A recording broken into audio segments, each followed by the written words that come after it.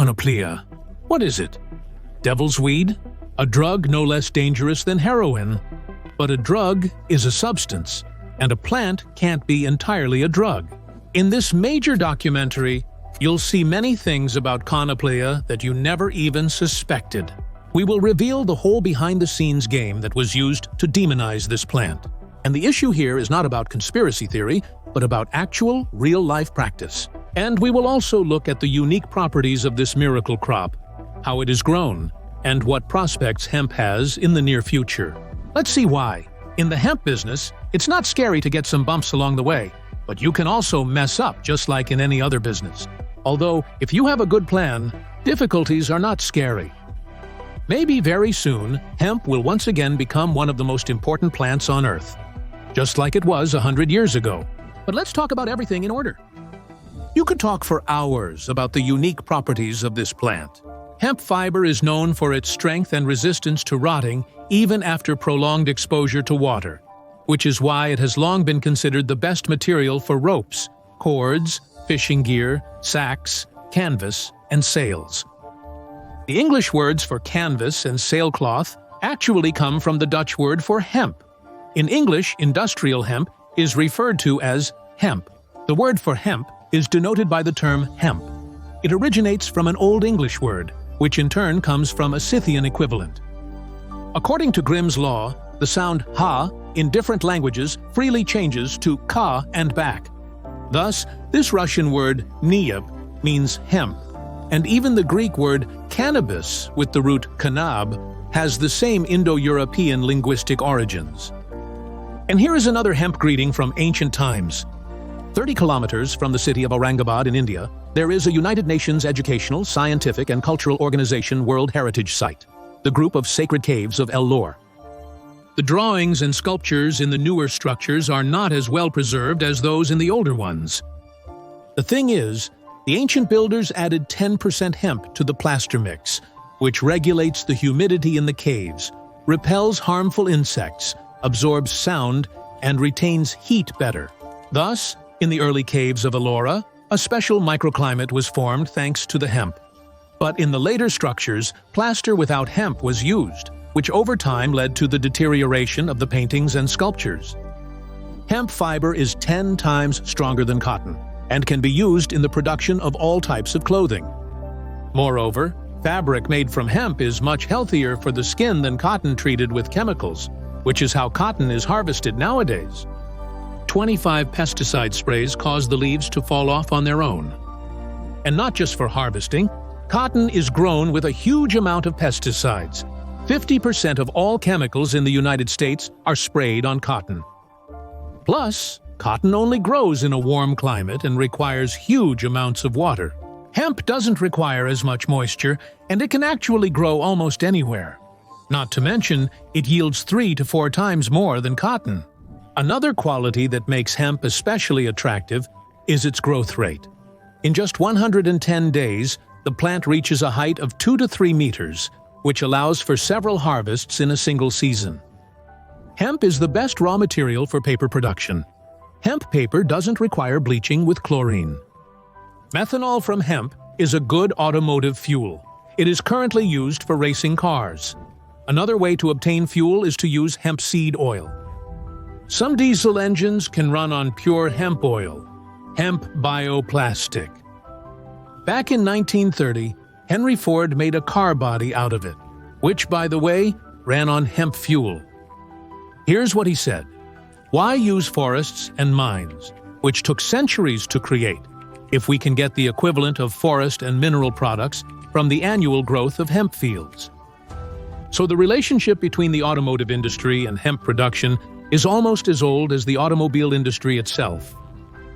The car was made of 70% cellulose fibers, soy, straw, flax, and hemp, and 30% resin-based binding material. The only steel element was the tubular welded frame. It ran on ethanol made from hemp or almost any agricultural waste. They wrote about it in magazines. But since in 1937 the cultivation of hemp was declared illegal in the United States, Ford, of course, did not start mass-producing cars that would depend on sharply restricted hemp supplies. And here's an example from modern times. American entrepreneur Bruce Dietzen built a car with a body made from a composite material based on hemp fibers. Take a look at these shots of the car being hit, where its owner literally demonstrates the strength of the body with his fist. Dietzen, who lives in Key West, Florida, built the car on the chassis of an MX-5 Roadster. The car was named Canna, hemp material. Because of restrictions in American law, he had to order it from China. Here's another example. The Kestrel hatchback stands out not for its unique engine, but for its original body, which is made entirely from hemp. The material used to make the body turned out to be similar in its properties to carbon fiber, which is used in the production of sports car bodies. During the creation of the body, a technology was used that involved pressing the stems and then pouring biopolymers over them. The weight of the car turned out to be small compared to cars whose bodies are made from other materials. Then the Italians went further, and in 2019 they presented. The car's body was made from resin reinforced with hemp fibers and coated with water-based paint. In addition to the body, the sports seats and floor mats were also made from hemp fibers. According to the manufacturers, their goal in creating the car was to make an environmentally friendly sports car. To achieve this, solar panels were installed on the roof to power the onboard electrical devices. In fact, many manufacturers have long been successfully experimenting with hemp-based composites. Parts containing hemp fiber have been used, for example, in door panels made from hemp fiber were used. All these experiments are conducted by the company with the goal of reducing carbon dioxide emissions by 40% or more by the year 2030. There's another statistic. More than 30 parts of Mercedes-Benz C-Class cars are made from hemp seeds. Starting with the E-Class, in 1994, Mercedes-Benz began adding hemp-based parts to more of its cars. But that's enough about cars. Let's move on. Cannabis is mentioned in almost all known medical books of past centuries. By the way, among other things, hemp can also be used to make good gunpowder, which is usually made from cotton. Many people already know about entire plastic continents that are now drifting in the Pacific Ocean. A few years ago, it was still called a giant island or a large Pacific garbage patch, but its size is growing, and now it can safely be called a continent. But imagine if all this plastic could be biodegradable, made from hemp. Hemp starch has long been invented for the production of fully biodegradable plastic film, used in bags and packaging materials. The demand for all sorts of hemp products has increased the acreage in Europe, and the number of stores selling clothing and other hemp goods is rapidly growing. In total, up to 25,000 types of products can be made from both industrial and narcotic hemp. Or you don't have to make anything from it at all. You can simply plant it on contaminated land, and hemp will absorb the heavy metals from the soil. Neither zinc nor lead will hinder the growth of hemp. In Germany, where land withdrawn from agricultural production accounts for up to 15% of the total land fund, farmers receive government subsidies for cultivating hemp there. Of course, non-narcotic. Hemp contains quite a few specific components, and the two most powerful and well-studied by science among them are called tetrahydrocannabinol, or tetrahydrocannabinol, and cannabidiol. Cannabidiol. The first is a psychoactive component and causes various altered states of consciousness. But the second one is found in industrial hemp, which is used in manufacturing to produce oils, urbex, clothing, and many other things.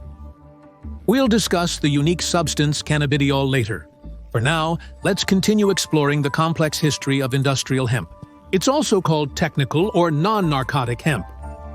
It is this type of hemp that is legally grown and processed more and more every year all over the world.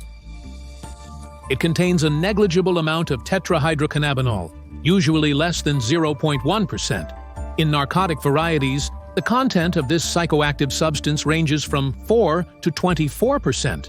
The maximum allowable content of this substance in hemp varies according to the laws of different countries. The examples show that the percentage is 0.15% in Ukraine, 0.1% in Russia, 0.2% in European Union countries, and 0.3% in Canada. Smoking industrial hemp is the same as smoking sunflower leaves. The fields of such hemp in the territory of European Union countries are not even guarded, because they are of no interest to drug addicts. The Institute of Bast Crops YUS-031 variety has been grown in the Commonwealth of Independent States, European Union, Canada, Australia, and China for 30 years. The content of the psychoactive substance in the plants of this variety is only 0.6 thousandths of a percent.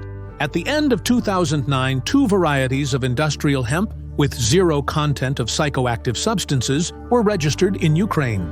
In Russia, thanks to selective breeding, non-narcotic varieties of hemp such as Surskaya, Vera, Nadezhda, and Omegadar were also developed. An average person might think that all these fractions of a percent can still be increased up to 100. However, such extraction is so expensive, chemically dangerous, and labor-intensive that it completely loses any sense. And you won't be able to hide marijuana plantations in industrial hemp fields either. The cultivation processes are different, and the harvesting period for industrial hemp does not coincide with the time for harvesting marijuana. Plus, in a sense, industrial hemp fields actually fight against marijuana by cross-pollinating it. A cautious viewer might say that this could complicate the work of law enforcement agencies in combating drugs. However, global experience shows the opposite.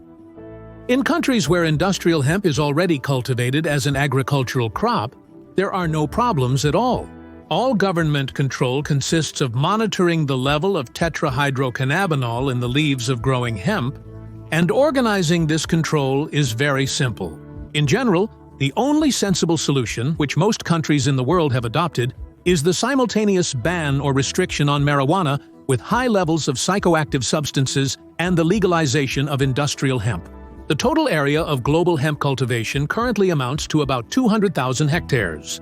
Different sources provide noticeably different information regarding the size of cultivated areas in specific countries. Nevertheless, it is possible to clearly identify the leaders where hemp has acquired the status of a strategic crop, and its cultivation and processing are a priority in the economic policies of both the government and private business.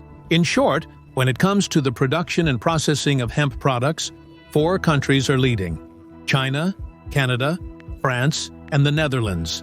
But of course, the details are interesting. This shows the global distribution of hemp cultivation, with China and Canada as the top producers. It also displays the worldwide production of hemp seeds. Here, France pulls ahead by a large margin. And here is the structure of global hemp fiber production. Here, the leadership is shared by China, North Korea, and the Netherlands. And finally, the last chart in this series.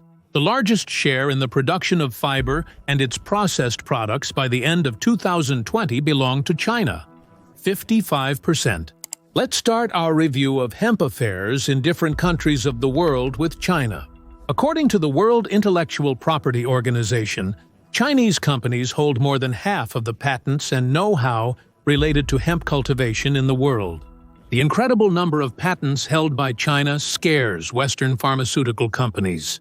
They believe that the Chinese could become leading players not only in the industrial hemp market, but also dominate the medical marijuana market. The Chinese realized before others that hemp is an advanced agricultural crop, and they want to increase the cultivated area by about 10 times by the year 2025. And all this is happening even though the attitude toward drugs in China is far from liberal. They wouldn't have gotten involved in hemp cultivation if they saw it as a threat to the nation. In recent decades, hybrids of hemp have been developed that are capable of maturing in various climatic zones throughout China, from the harsh northern regions to the subtropical southern areas of the country. It should be noted that cannabis has been growing in China for centuries. In tombs, fabrics made from hemp that are 3,000 years old have been discovered, and it is believed that the fiber was the basis for the earliest forms of paper. Currently, China is the largest supplier of hemp fiber to the United States market, and Chinese-made hemp fabrics are considered the best in the world. The study of hemp became an important task in the late 1970s during the so-called Strange War between China and Vietnam. The The military wanted to obtain a fabric that could keep soldiers clean and dry in Vietnam's humid climate. The soldiers who wore cotton clothing had lice and infections, while those who wore hemp clothing did not have wounds on their necks, and their injuries healed better. There is also military footwear made from hemp. Its main advantage is the absence of odor, even after sweating. Now, the Ministry of Defense of China is planning to replace cotton clothing with hemp clothing. Not completely, but so that there is a blend of hemp with cotton for summer clothing and hemp with wool for winter. Because if you mix wool with hemp, moths will stop ruining the clothing. Canada. The sown areas in Canada are the second largest in the world after China. According to the Strategy for the Development of Industrial Hemp Cultivation by the Canadian Hemp Trade Association, the area of industrial hemp crops is planned to be increased to 400,000 hectares. By the year 2025, which Canadians estimate will bring between $2.5 to $4 billion Canadian dollars in profit. As for marijuana, many people mistakenly believe that Canada has total legalization when it comes to weed, since the substance was legalized for personal use back in 2018. However, as is often the case, there is one significant but. No one in Canada can buy, possess, sell, or use cannabis in unlimited quantities and in any way they please. For illegal handling of cannabis products, real fines and harsh prison sentences are provided. To understand what legalization looks like in a country that is at the forefront in this regard, let's list 7 points. First, purchase. You can buy marijuana from the age of 18 or 19, depending on the province. Cannabis can only be purchased from provincially or federally licensed suppliers. Second, storage. Adults are allowed to possess up to 30 grams of dried marijuana. You can take the same amount with you if you are taking a domestic flight on Canadian Airlines, such as Air Canada, WestJet, Swoop, and Flair Airlines. If the police find a large pack of marijuana on you, they will conclude that you are dealing. And for that, you can go to jail. The maximum prison sentence for illegal sale is 14 years. Third, smoking. As a rule, you can smoke marijuana at home. It is prohibited to do this in places where minors are present, in cars, and in places where tobacco smoking is also banned. In some provinces and territories, you can only smoke marijuana on private property. But even this can be prohibited by the landlord if you are renting, just like with tobacco. Fourth, growing. In most regions, you can grow up to 4 cannabis plants per residence for personal use. However, growing is prohibited in Quebec and Manitoba. The landlord can also prohibit growing cannabis. Fifth, exporting. Transporting cannabis in any form across Canada's international borders is illegal. This can lead to serious criminal penalties both within the country and abroad. This restriction applies regardless of whether you have a document permitting the use of cannabis for medical purposes. Many United States states allow medical and recreational use of marijuana. But when crossing the border, this doesn't change anything. For example, in August 2019, a Canadian woman received a lifetime ban from entering the United States and paid a $500 fine after cannabis oil was found in her belongings at the border. Moreover, it was cannabidiol, a non-psychoactive cannabis product, which she used to treat the painful side effects of scoliosis. Sixth, import into Canada. The government prohibits bringing cannabis into Canada, even if it comes from a place where marijuana is legalized. Seventh, driving under the influence of marijuana. Do not drive under the influence of marijuana.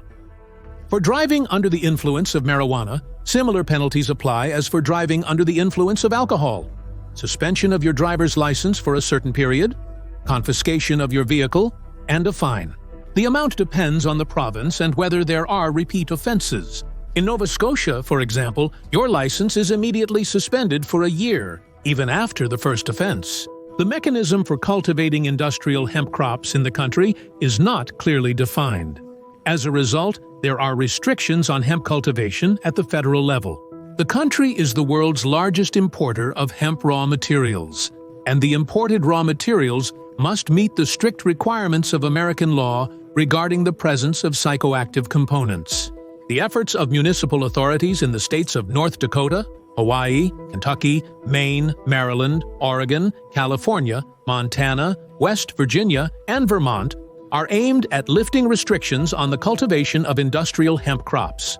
They face opposition from the United States Drug Enforcement Administration. Nevertheless, in recent years, United States farms specializing in the cultivation of industrial hemp have taken a prominent position in the international hemp market. Regulatory legal acts have been adopted that govern the cultivation of hemp on their territory. Now, in many states, significant areas of industrial hemp are already being legally cultivated. Naturally, this led to a corresponding advertising campaign and the entry of national agricultural producers into the American market, whose raw material costs are lower than those of imported hemp from Canada, Chile, China, or European Union countries. But of course, America is famous not only for industrial hemp. Along with Canada, this country is a world leader in the legal production of marijuana. The unfortunate year 2020 hit many business sectors, but the marijuana market in the United States only grew stronger during the pandemic. The annual income from legal cannabis sales reached a record $17.5 billion. And that's despite the fact that marijuana is banned at the federal level. In 2019, 67% of the adult population in America supported the legalization of marijuana. This is the highest figure in United States history, and twice as much as it was 20 years ago. Marijuana and business are actively supported by many American celebrities: Elon Musk, Stephen King, Elijah Wood, Miley Cyrus, Jennifer Aniston. The list could go on for a long time. Financier George Soros donated millions of dollars to organizations advocating for legalization in the 90s. And Kamala Harris, the first woman to serve as Vice President of the United States, stated during Biden's election campaign that the new administration plans to legalize marijuana. The stocks of major cannabis producers immediately began to rise. Joe Biden became president, but he still hasn't gotten around to legalizing marijuana. On the contrary, several White House staff members who had previously used marijuana were fired at once. But supporters of legalization are not discouraged. Rapidly growing sales in recent years indicate a successful future for the cannabis market. For the first time, growing and selling cannabis for medical purposes was allowed in California back in 1996. Today, doctors can prescribe it to patients in 36 states, as well as in the capital and in 4 territories under United States administration. Medicines made from marijuana are prescribed for a wide range of illnesses, from cancer and multiple sclerosis to glaucoma and insomnia. Most often, these remedies are used as painkillers. However, many supporters of traditional medicine don't really believe in the effectiveness of such treatment. And one of the leaders in the cannabis market in the United States is the company Curaleaf. About 75% of its products are medical marijuana. A major co-owner of Curaleaf is businessman Boris Jordan, former chief executive officer of NTV and founder of the financial group Renaissance Capital. Another shareholder is the former head of Sibneft, financier André Bloch. Investments in Curaleaf made Jordan a billionaire and brought Bloch back to the list of the richest Russians. In 2020, the company earned $626 million, almost 3 times more than the previous year. Boris Jordan says a significant portion of marijuana production investments come from people of Russian origin, with their money present in 1 out of 3 companies. About 80% of the market's production is made up of smoking blends and vape oils. The remaining 20% consists of various products containing cannabis, from candies to sodas. For example, marijuana is included in the composition of gummies, which an American company makes using real fruits and berries. During the pandemic, sales of these surprise sweets reached $227 million. Cannabis production has become one of the most promising businesses in America. Back in 2014, the market volume jumped to $3 billion. Since then, revenues in this sector have been steadily growing. According to analysts' forecasts, by the year 2030, the green industry in the United States will already be worth $100 billion. During the lockdown in America, there was a real boom in marijuana consumption for relaxation. People were locked down and didn't know what awaited them next. They needed something to calm their nerves. As a result, marijuana sales in 13 states increased by tens of percent. For the American authorities, legalization is primarily beneficial because of the taxes. After all, official sales in stores, not on the streets, bring huge funds to the budget. In 2021, marijuana was allowed for recreational use in the state of New York. Simply put, for personal enjoyment. Governor Andrew Cuomo expects that in a year, legal cannabis sales will add at least $350 million to the state budget. Maybe after the decriminalization of drugs, the streets will become calmer. After all, thousands of arrests related to marijuana took place every year in the cities of New York State. Most often, it was black teenagers who ended up behind bars. Fewer arrests mean fewer conflicts with the police, plus savings on the cost of keeping convicts in prisons. In that same 21st year, New Mexico became the 17th state to legalize cannabis. Governor Michelle Grisham promised that this would lead to the creation of more than 10,000 new jobs. In just 2020, the green industry provided jobs for 77,300 Americans. United States celebrities are also profiting from the cannabis industry. One of the main enthusiasts in this field, rapper, is generously investing in various marijuana startups. In 2020, his venture fund raised $100 million to promote the cannabis business. Jay-Z is also keeping up. The rapper billionaire created a fund of $10 million to support black marijuana producers. The musician believes that representatives of racial minorities do not earn enough from legal cannabis, and the fund will help achieve balance in the industry. Well, former world boxing champion Mike Tyson has decided to establish his own cannabis empire. Since 2017, he has been building a giant ranch in Southern California. Guests of the narcotic Disneyland will stay in luxurious hotels, attend music festivals, and, of course, smoke wherever they want. And meanwhile, Iron Mike is promoting his brand and claims that cannabis brings him up to $500,000 a month. Actor Seth Rogen has also invested in the trendy business. He is a co-owner of a Canadian company that entered the California market in March of this year. Customers are offered not only cannabis, but also themed products, ashtrays, lighters, and even vinyl record players, as well as records with a unique soundtrack for each strain of the branded product. However, don't consider the United States a cannabis enthusiast's paradise with total legalization already in place. Authorities still tightly regulate marijuana circulation, and in some states, use can lead to severe prison terms. You can end up in prison just for transporting cannabis from one state to another. Many Republican politicians consider legalization a path to social degradation. They are convinced that marijuana is just the first step, after which people will inevitably want to try something stronger. Conservatives constantly talk about how dangerous frequent marijuana use is for young people, since its effects on the mental abilities and psyche of teenagers are not fully understood. In dispensaries, stores where medical marijuana is sold, there is a wide selection of cannabis products. The problem is that patients often have to choose the right product and its dosage themselves, and this can lead to overdose or side effects. Some studies have shown that regular marijuana use interferes with concentration and increases anxiety. In Colorado, after cannabis legalization, traffic accidents increased, and more patients sought help from toxicology centers after experiencing adverse effects from cannabis use. Now, let's discuss the most intriguing aspect. How did this conspiracy unfold? Why does such an irreplaceable and useful plant still have a reputation only as a narcotic?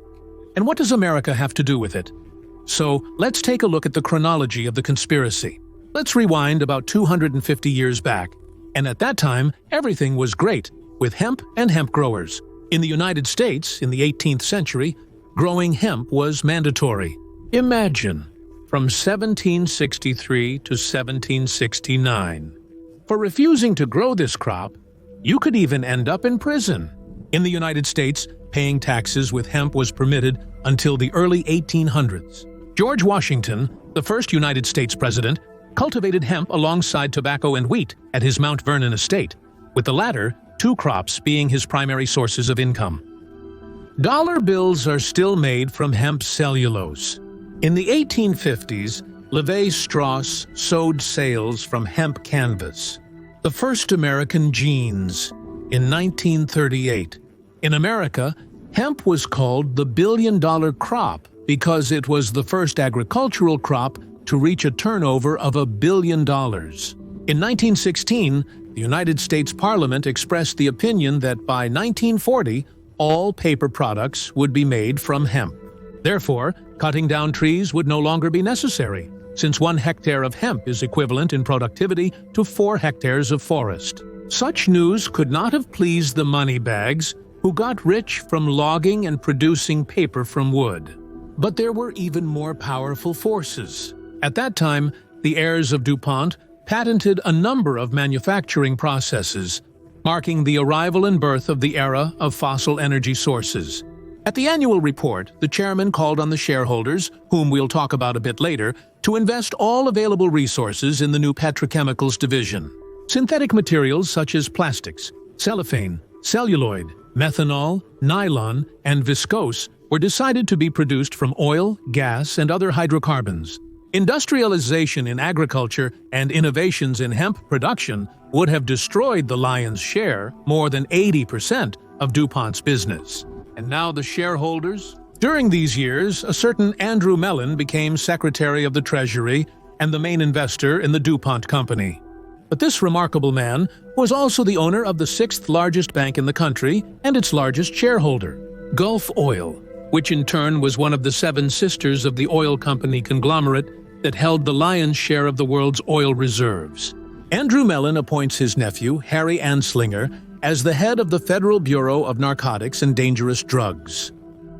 It is known that this group of financial magnates held a series of confidential meetings. The criminal group brought in the American media magnate William Hearst, who bought paper for his newspapers from DuPont, who produced cellulose from wood, and who also invested his own money in DuPont Enterprises. Together, they organized a smear public relations campaign, officially against marijuana, but in fact against their hemp competitors. Its main thesis was that the use of hemp was the primary drug problem, and that marijuana caused people to display extreme acts of violence. The oligarchs managed to push a marijuana tax law through the United States Congress. This law banned even the medical use of marijuana and forced hemp industrialists to pay such exorbitant taxes that they simply shut down their unprofitable businesses. Further, the aforementioned Harry Anslinger, head of the United States Federal Bureau of Narcotics, putting on the mask of a zealous dogmatist, declared hemp to be a weapon of the communists, and he did everything to make the peoples of the world accept the ban on cultivating this plant, including all its varieties, even industrial hemp. Now it's fashionable to call such influence lobbying, but to put it bluntly, a few wealthy conspirators secretly banned the whole world from using one of the main and most useful plants on the planet. So, on March 30th, 1961 in New York, the majority of United Nations member states signed the Single Convention on Narcotic Drugs, which, in particular, required the strictest control over the cultivation of dangerous narcotic plants, such as opium poppy, coca, and cannabis. By the way, interestingly, cannabis, being a universal medicinal remedy, was included in the list of narcotics with no medical use, unlike opiates, which are still widely used in medicine. It was only in 1964 that scientists identified the ingredient responsible for the psychoactive effects, tetrahydrocannabinol. By 1967, it was understood that not all cannabis is the same, and the percentage of tetrahydrocannabinol in the inflorescences of the plant differs between industrial and narcotic cannabis. But it was already too late. A few years ago, an analysis was conducted on data regarding the share of mortality from various substances capable of causing addiction. As a result, it turned out that the most dangerous substance for life is alcohol. Cannabis use is somewhere in the middle of the list, but for some reason, no one bans the production and sale of alcoholic beverages, nor do they pass laws that hit the alcohol business. But it is the alcohol business that actually fights against cannabis. He leaked information online about Alkalobby's fight against marijuana legalization. Leaked documents showed that the Association of Wine and Spirits Wholesalers of the United States of America financed activist groups aimed against the legalization of cannabis. and also persistently asked congressmen, members of the Democratic Party, to investigate the harm from smoking psychotropic cannabis products in the right way, including lobbying for a ban on cannabis use by drivers in states where it is legalized. Look at what an amazing and touching concern for public health comes from people who produce alcoholic poisons. Even though a number of studies indicate that cannabis is less harmful to health compared to alcohol, United States President Barack Obama discussed the lower risks of cannabis compared to alcohol. Back in 2014, Russia. But what about us? There was also a conspiracy on the territory of our country. Let's take a look. As it is commonly said, the history of this issue goes back to ancient times. Let's start with the simple fact that all maritime empires needed a huge amount of hemp because sails and ropes were made from it. Before the United States became independent, the main buyer of Russian hemp was England. The historian Alexander Ertkin, in his book Nature of Evil, Raw Materials and the State, calls hemp the resource base of Ivan the Terrible's Oprichnina. In the summer, British ships would enter the Dvina, loading their holds with hemp and paying with manufactured goods, broadcloth, skobiana, merchandise, and weapons, which had a stable demand in the Russian north. During this period, the Pomors established both inexpensive and high-quality hemp processing, engaged in fishing and timber harvesting, alternating these activities depending on the season. When the ports froze, work at sea stopped, but hemp processing continued all year round. At the turn of the 18th and 19th centuries, hemp took first place in domestic exports, followed by flax and iron. The main buyer was England, with the United States in second place. By the end of the century, the states were completely dependent on hemp and flax supplied by Russia. American ships had sails, ropes, and lines made from Russian fibers. Russian hemp was considered the strongest and most reliable, and ropes made from it were valued above all others. In the first half of the century, hemp and flax made up a third of all Russian exports. In the year 1811, more than 200 American ships entered the ports of Petersburg and Arkhangelsk, exporting a record amount of hemp. Thus, the main exporter of hemp in the world turned out to be the Russian Empire. 40% of hemp production in Europe came from Russia. It can be confidently stated that the prosperity of an entire nation depended on hemp. Hemp had strategic importance right up until the decline of the Age of Sail, that is, until the middle of the 19th century.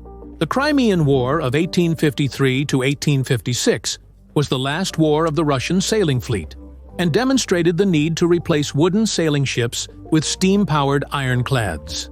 The first such vessel was launched at the London shipyards in 1859. By the beginning of the century, the share of hemp and flax in our exports had decreased, giving way to grain. Do you remember the old expression by which our country is sometimes called Rus, of hemp and flax?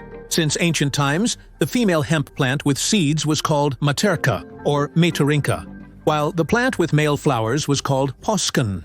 After all, hemp is naturally a dioecious plant, and also, where hemp grew, insects and mice did not appear. That's why, for centuries in Russia, roofs were covered with hemp straw, and the gaps in windows and walls were filled with hemp fiber by workers called konopateli. And even the expression red-haired konopati came from the resemblance of freckles to hemp seeds. The Union of Soviet Socialist Republics also considered hemp as one of the main agricultural crops. Its crops in 1936 amounted to 680,000 hectares, which at that time was neither much nor little, 1/4 of the world's total area under hemp. By party decisions at the highest level, special benefits and advantages were provided to peasants for sowing hemp on homestead, household, and floodplain lands. Dennis Pector managed to grow such tall hemp that even the tops were out of reach. Before the global ban, there were about 1 million hectares of hemp crops in the world, with the Soviet Union occupying 60 to 80% of this market. Technical hemp was the #1 export among all agricultural crops in the Union of Soviet Socialist Republics and often ranked third in export volume after oil and gas. Almost every village had a hemp processing plant where hemp was processed. There were many textbooks on hemp cultivation, poems were written about hemp, and it was even studied in schools. The status of hemp as the main agricultural crop in the Union of Soviet Socialist Republics was immortalized in 1954 in the famous Friendship of People's Fountain at Exhibition of Achievements of National Economy in Moscow. The Master of Hemp Cultivation badge is not a meme made in Photoshop for fun, but a real artifact from those years. And the phrase hemp harvesting combine did not cause silly giggles back then. It should be noted that the Russian Empire, and later the Soviets, preferred to stay out of the war on drugs until the very end, a war that began with the International Convention of 1912. The countries that signed this agreement were obliged to strictly control the use of narcotic substances. The Bolsheviks' policy did not provide for serious criminal punishment for the possession and use of cannabis, nor for its production and sale. It is likely that the authorities expected the problem to resolve itself once the country established the production of quality alcoholic beverages. In reality, drug production became the most widespread occupation among the residents of the Central Asian regions that were part of the Union of Soviet Socialist Republics. When this became noticeable at the state level, by the mid-1930s, the authorities had already made the decision to ban the cultivation and sale of Indian hemp, as well as opium poppy. However, the ban did not apply to the industrial variety of hemp, which, on the contrary, was grown on an industrial scale. A decree was even approved by the members of the Central Committee to introduce additional benefits for collective farmers who fulfilled the crop collection plans. During the Great Patriotic War, the level of cannabis consumption increased. Partially, this was due to restrictions on the production and sale of alcoholic beverages, which were introduced by the leadership of the Communist Party. However, the increase in consumption was observed mainly among criminals and residents of those same Asian regions, so the situation did not attract much attention. The criminal code of the Union of Soviet Socialist Republics still lacked serious penalties for drug production and distribution. All this led to the formation of a shadow marijuana market in the Soviet Union by the end of the 1950s. In a report by the Ministry of Internal Affairs dated 1958, it was noted that the largest scale of illegal trade in cannabis products was observed in the republics of Central Asia, in the Caucasus, and in the south of Ukraine. The government took measures, and starting from 1961, corresponding changes were made to the criminal code. Now, for illegal possession and sale of cannabis, it was no longer possible to get away with just 1 year of imprisonment. In addition, a campaign was launched in the Union of Soviet Socialist Republics to combat the theft of industrial hemp crops, the consequence of which was a significant reduction in the areas occupied by this agricultural crop. As a result of the measures taken by the government, by the 1980s, this industry was in a dire state. The restoration of previous levels of hemp production was planned for 1985. 1986, the leading breeders of the Union were actively working on developing exclusively industrial, non-psychoactive varieties of the plant. However, before that, it was necessary to sow the fields with the existing hemp, which ironically coincided with the anti-alcohol campaign. As for our recent history, the process of reviving the hemp industry was launched a little over 10 years ago. The proposal of the State Narcotics Control ended with the adoption of a law on the possible cultivation of industrial hemp. Meanwhile, there is no discussion of legalization. In our country, marijuana remains a narcotic drug, for the use of which you can be imprisoned for a long time. The National Anti-Drug Policy Strategy states directly that the decriminalization of marijuana is an attempt to destabilize the international drug control system and, as a result, poses a threat to Russia's national security. In Russia, hemp currently occupies around 15,000 hectares. The hemp market is valued at approximately 3 billion rubles. There are only 3 major players: Konoplya from Penza, Russkaya Penka in Mordovia, and Smart Hemp in Ivanovo region. Let's look at their specific examples to see how all of this looks. The Konoplya group of companies has been operating in the Penza region for more than 5 years. They successfully cultivate those varieties of non-narcotic hemp that are included in the State Register of Breeding Achievements and are approved for cultivation in Russia. The company also conducts scientific research activities in seed production and the development of new varieties of industrial hemp on a full-cycle basis. The company also includes wheat, buckwheat, mustard, flax, and camelina. The company develops such varieties of industrial hemp as Surskaya Nadezhda, Vera, Milena, and Roman. Here, they have established a full production cycle from field to counter. That is, they are engaged not only in growing and processing hemp, but also in producing the final product. At the output, they produce 18 types of vegetable oils, dessert and nutrient mixes, various oilseed crops, including cleaned hemp seeds. The raw materials that go for pressing, as well as the oil at all stages of its processing, do not come into contact with the environment, which increases the shelf life of the product.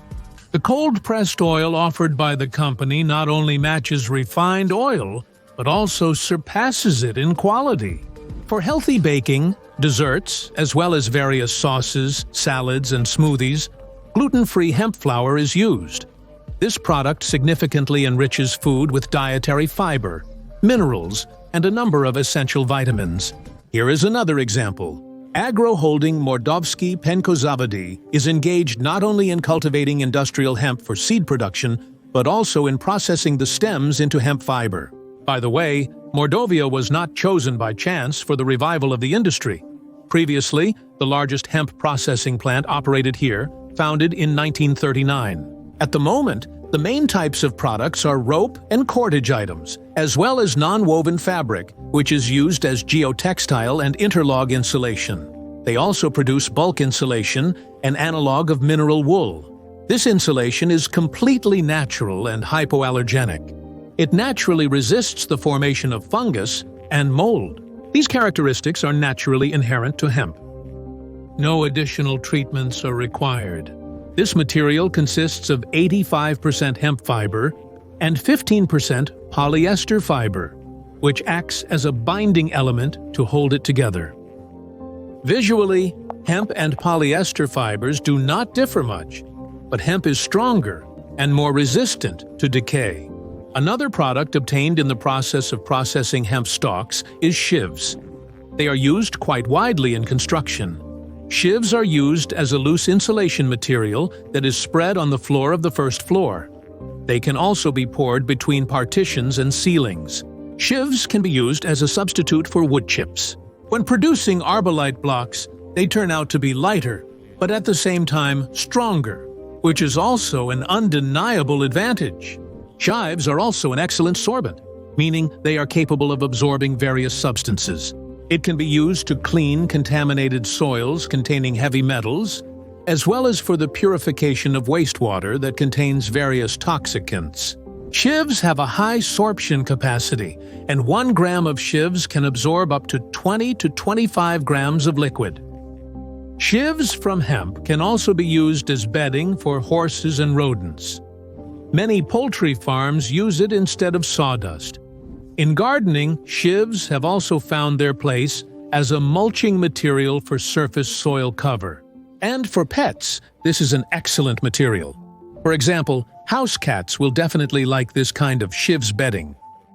Besides traditional food products like oil, there are items such as pasta, which can contain up to 30% hemp flour in its composition. There is also a product like shelled seeds. They have a very pleasant taste and resemble pine nuts, rich in protein, omega-3 and omega-6. Such a combination of acids is ideal for the body's absorption. There is also chocolate to which nuts are added, shelled hemp seeds, and tea, which is made by fermenting and drying hemp leaves for brewing. Another extensive area for the use of hemp is cosmetics. Experiments are also being conducted in this area.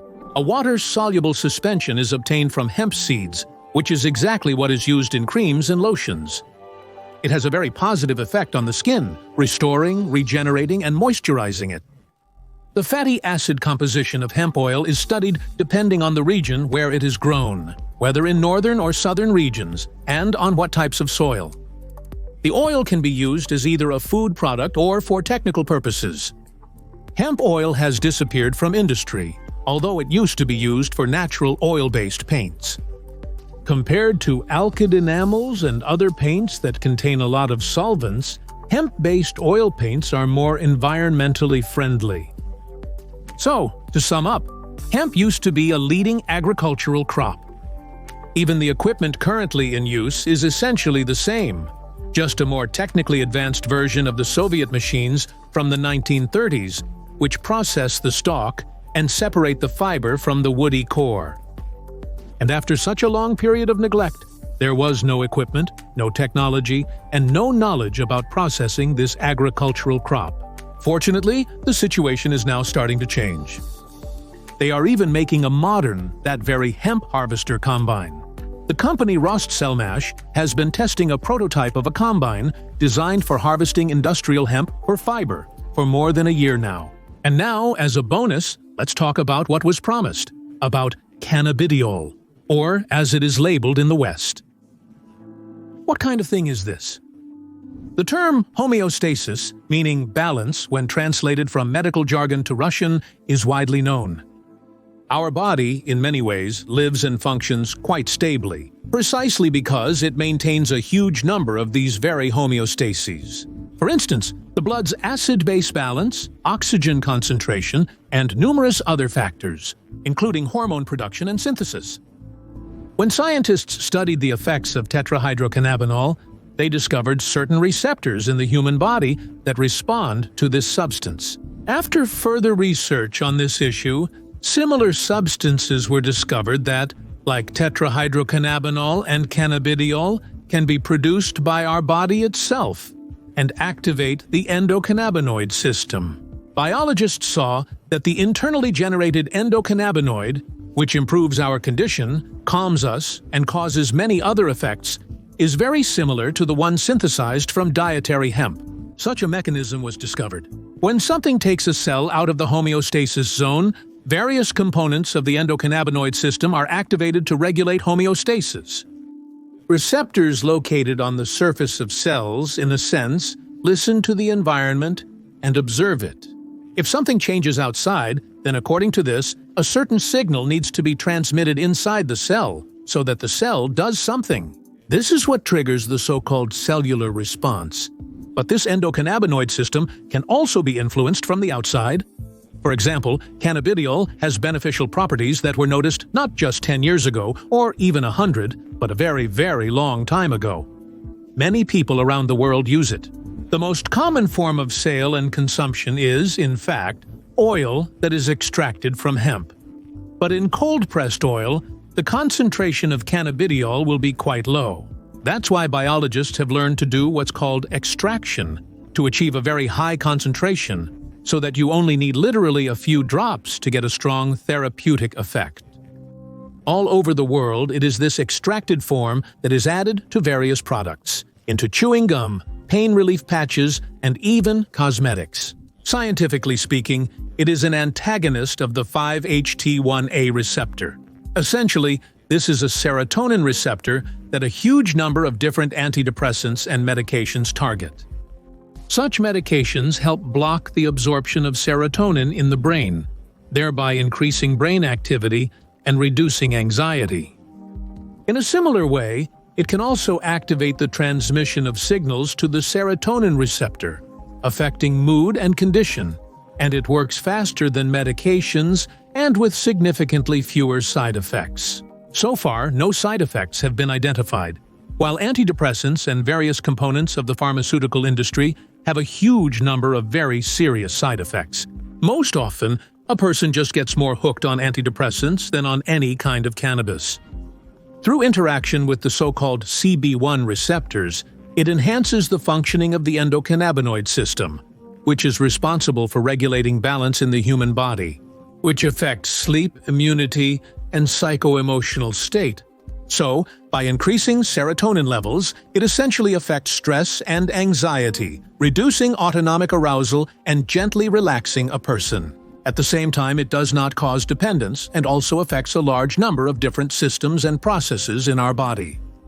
When science discovered a very effective influence on the sympathetic nervous system, scientists began to successfully conduct certain experiments. Tests of cannabidiol on various diseases such as epilepsy, Alzheimer's disease, Parkinson's disease, and multiple sclerosis. Well, now you know much more about cannabis. from its chemical properties to its areas of application and the mysterious history of bans and conspiracies. Will cannabis become the plant that changes our entire life? Or will the oil tycoons continue to push their agenda? Write your thoughts in the comments. Thank you for watching, and see you in future episodes on our channel.